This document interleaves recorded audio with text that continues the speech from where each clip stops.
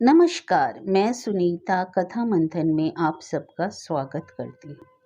कथा मंथन में आज सुनिए मुंशी प्रेमचंद जी द्वारा रचित उपन्यास गोदान का छठा अध्याय।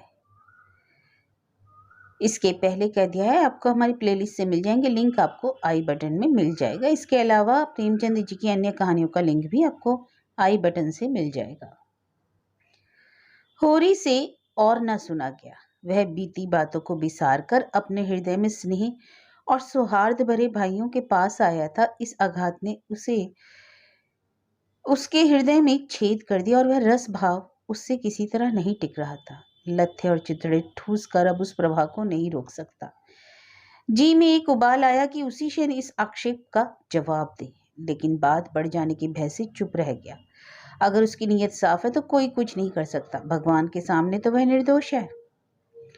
दूसरों की उसे परवाह नहीं, उल्टे पांव लौटाया और वह जला हुआ तंबाकू पीने लगा। लेकिन जैसे वह विष प्रतिक्षण उसकी धमनियों में फैलता जाता था, उसने सो जाने का प्रयास किया पर नींद न आई। बैलों के पास जाकर उन्हें सहलाने लगा। विष शांत न हुआ।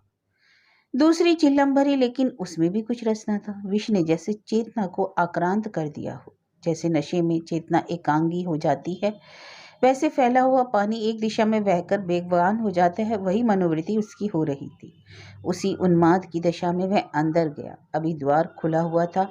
आंगन में एक किनारे चटाई पर लेटी हुई धनिया सोना से देह दबा रही थी और रूपा, जो रोज सांझ होते ही सो जाती थी, आज खड़ी गाय का मुंह सहला रही थी। होरी ने जाकर गाय को खूंटे से खोल दिया और द्वार की ओर चल गया। वह इसी वक्त गाय को भोला के घर पहुंचाने का दृढ़ निश्चय कर चुका था। इतना बड़ा कलंक सिर पर लेकर वह अब गाय को नहीं रख सकता, किसी भी तरह नहीं। धनिया ने पूछा, कहाँ लिए जाते हो रात को? होरी ने एक पग बढ़ाकर कहा, ले जाता हूँ भोला के घर, लौटा दूंगा। धनिया को विस्मय हुआ। उठकर सामने आ गई और बोली, लौटा क्यों दोगे? लौटाने के लिए ही लाए थे। हाँ हाँ, इसके लौटा देने में ही कुशल है। अरे बात क्या है, इतने अरमान से लाए और अब लौटाने जा रहे हो? क्या भोला रुपए मांगते हैं? नहीं, भोला यहाँ कब आया? तो फिर क्या बात हुई? क्या करोगी? पूछकर धनिया ने लपक कर पगैया उसके हाथ से छीन ली। उसकी चपल बुद्धि ने जैसे उड़ती हुई चिड़िया पकड़ ली। बोली, तुम्हें भाइयों का डर हो तो जाओ जाओ उनके पैरों पर गिरो। मैं किसी से नहीं डरती। अगर हमारी बढ़ती देखकर किसी की छाती फटती है तो फट जाए, मुझे परवाह नहीं। होरी ने विनीत स्वर में कहा, धीरे बोलो महारानी, कोई सुने तो क्या कहे? वे सब इतनी रात गए लड़ रहे हैं, मैं अपने कानों से क्या सुना हूं, तू क्या जाने। यहाँ चर्चा हो रही है कि मैंने अलग होते समय रुपए दबा लिए और भाइयों को धोखा दिया था, यही अब रुपए अब निकल रहे हैं। हीरा कहता होगा। अरे सारा गांव कह रहा है, हीरा को क्यों बदनाम करूं? सारा गांव नहीं कह रहा है, अकेला हीरा कह रहा है। मैं अभी जाकर पूछती हूँ। ना कि तुम्हारे बाप कितने रुपए छोड़कर मरे थे। डड़ी जार के पीछे हम बर्बाद हो गए, सारी जिंदगी मिट्टी में मिला दी, पाल पोस कर संडा कर दिया और अब हम बेईमान हो गए। अरे मैं कह ही देती हूँ, अगर गाय घर के बाहर निकली तो अनर्थ हो जाएगा। रख लिए हमने रुपए, दबा लिए, बीच खेत दबा दिए। डंके की चोट कहती हूँ, मैंने हंडे भर असरफियां छिपा ली। हीरा और शोभा और संसार को जो करना हो कर ले, और क्यों ना रुपए रख लें। दो दो संडों का ब्याह नहीं किया क्या? गौन नहीं किया क्या? होरी सिटपिटा गया। धनिया ने उसके हाथ से पगैया छीन ली और गाय को खूंटे से बांधकर द्वार की ओर चली। होरी ने उसे पकड़ना चाहा पर वह तो बाहर ही जा चुकी थी। वह सिर थामकर बैठ गया। बाहर उसे पकड़ने की चेष्टा करके वह कोई नाटक नहीं दिखाना चाहता था। धनिया के क्रोध को खूब जानता था। बिगड़ती है तो चंडी बन जाती है, मारो काटो सुनेगी नहीं। लेकिन हीरा भी तो एक ही गुस्सेवर है, कहीं हाथ चला दे तो परले ही हो जाए। नहीं, हीरा इतना मूर्ख नहीं।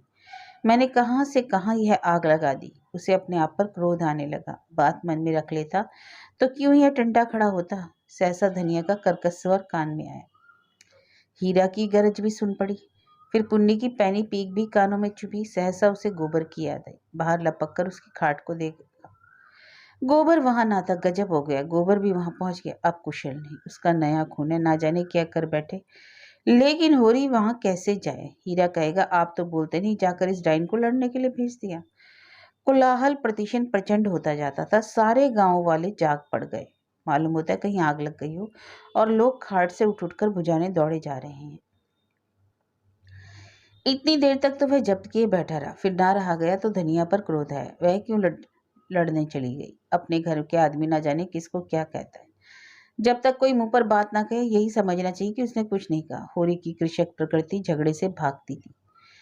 चार बातें सुनकर गम खा जाना इससे कहीं अच्छा था कि आपस में तनाजा हो, कहीं मारपीट हो जाए तो थाना पुलिस हो, बंदे बंदे फिरो, सबकी चिरौरी करो, अदालत की धूल फेंको, खेती बाड़ी जहन्नुम में मिल जाए। उसका हीरा पर तो कोई बस ना था, मगर धनिया को तो वह जबरदस्ती खींच ला सकता है। बहुत होगा, गालियां दे लेगी, एक दो दिन रूठी रहेगी, थाना पुलिस की नौबत तो ना आएगी। जाकर हीरा के द्वार पर सबसे दूर दीवार की आड़ में खड़ा हो गया। एक सेनापति की भांति मैदान में आने के पहले परिस्थिति को अच्छी तरह समझ लेना चाहता था। अगर अपनी जीत हो रही हो तो बोलने की कोई जरूरत नहीं, हार हो रही हो तो तुरंत कूद पड़ेगा।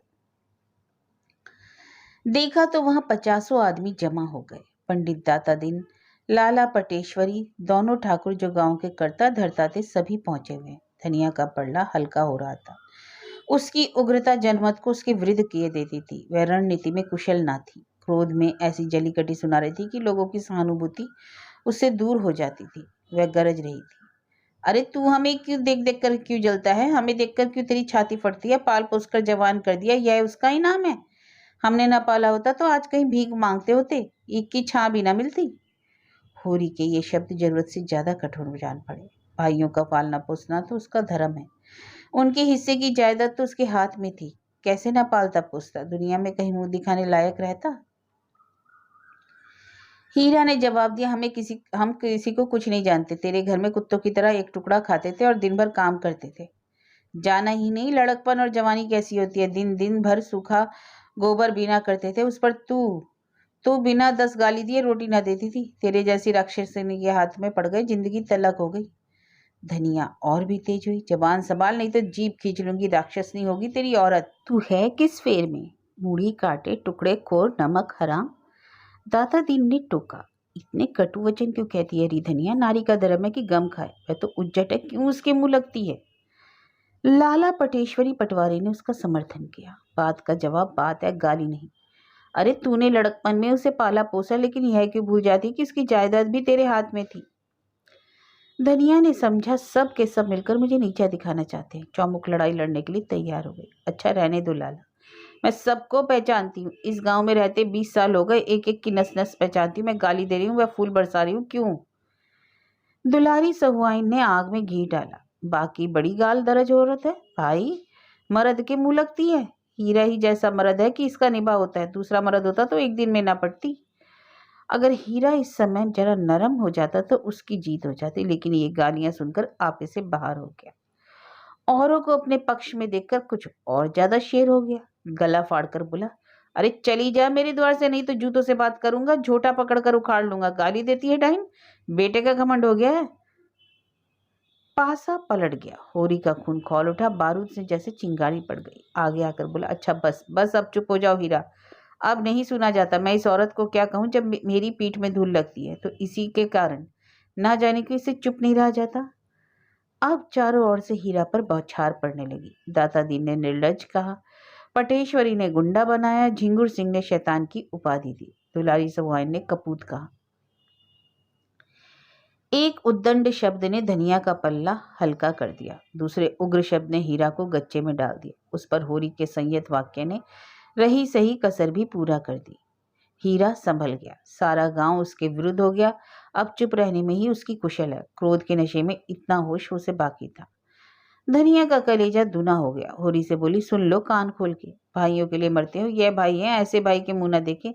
यह मुझे जूतों से मारेगा, खिला पिला। होरी ने डांटा, क्यों बकबक करने लगी? तू घर क्यों नहीं जाती? धनिया जमीन पर बैठ गई और आत्र स्वर में बोली, अब तो इसके जूते ही खा के जाऊंगी। जरा इसकी मर्दूमी तो देख लूं, कहाँ है रे गोबर? अब किस दिन काम आएगा? तू देख रहा है ना बेटा, तेरी माँ को जूते मारे जा रहे हैं। यूं विलाप करके उसने अपने क्रोध के साथ साथ होरी के क्रोध को भी क्रियाशील बना डाला। आग को फूक फूक कर उसमें ज्वाला पैदा कर दी। हीरा पराजित सा पीछे हट गया। पुन्नी उसका हाथ पकड़कर घर की ओर खींच रही थी। सहसा धनिया ने सिंगने की भांति झपटकर हीरा को इतने जोर से धक्का दिया कि वह धम से गिर पड़ा और बोली, कहाँ जाता है? जूते मार, मार जूते, देखूं तेरी मर्दूमी।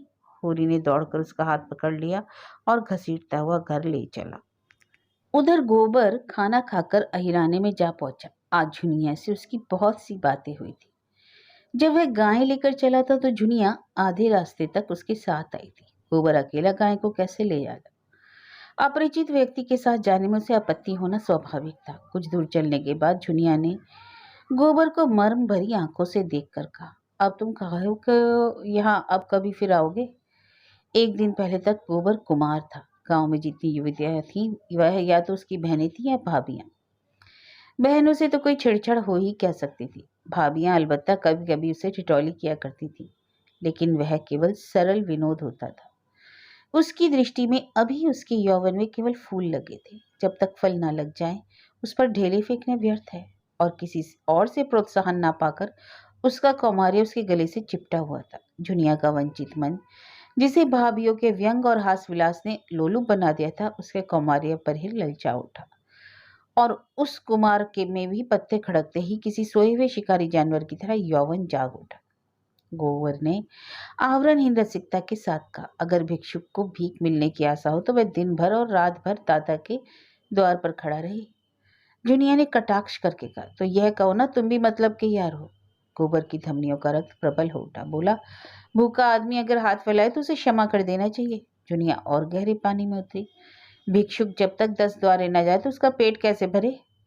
मंदबुद्धि गोबर जुनिया का आशय न समझ सका। जुनिया छोटी सी थी, तभी से ग्राहकों के घर दूध ले जाया करती थी। ससुराल में उसे ग्राहकों के घर दूध पहुंचाना पड़ता था। आजकल भी दही बेचने का भार उसी पर था।